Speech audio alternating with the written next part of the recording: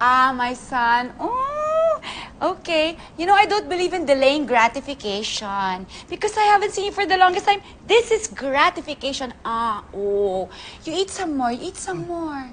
Nay, Give me naman the chance to be your mother. See, I'm enjoying it. Ay, gusto ko lang naman kumakain ka lagi na masarap. Oh, one more.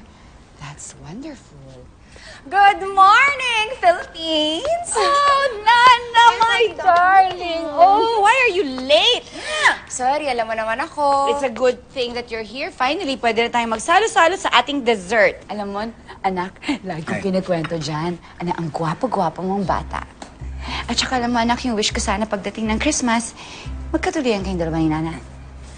Wish ko lang naman. Nako, Sebastian, huwag ka magpapaniwala kay Tita Ada. Mapagbiro lang talaga yan. Tsaka aminin mo, hindi mo ako pinalaki ng ganyan. Easy to get. Well, that's true. Hindi ka nga easy to get.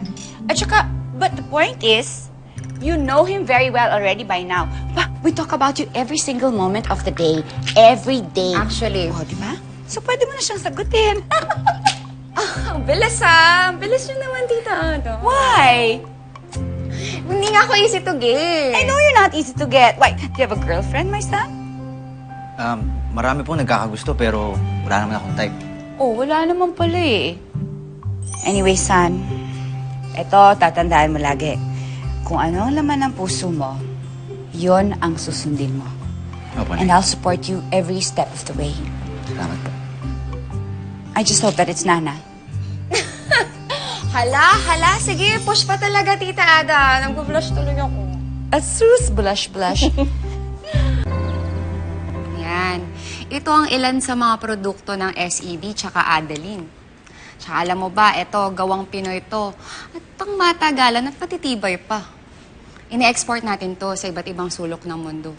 Biruin mo, ayun ang ganda. Biruin mo, iba't ibang lahi bilib sa gawang Pinoy. Teka, ibig sabihin mas magaling tayong gumawa ng plasticware sa kanila? Yesterday, plasticity is the best policy nga naman, diba? Tsaka alam mo, sabi ni Tita Ada sa akin, kaya boom na boom ang kumpanya niya. Eh dapat, hindi tayo maging plastic. Kailangan, pag umaharap tayo sa mga kliyente, natural tayo, totoo tayo. Dapat naman talaga ganun, di ba? Kung ano ka, pakita mo. Yes, parang ganito. Ganyan ngiti. Ang cute mo naman yung ngiti.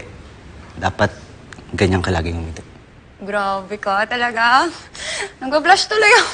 Ikaw talaga. Miss cute ka kaya? Ay, buntot ng kabayo!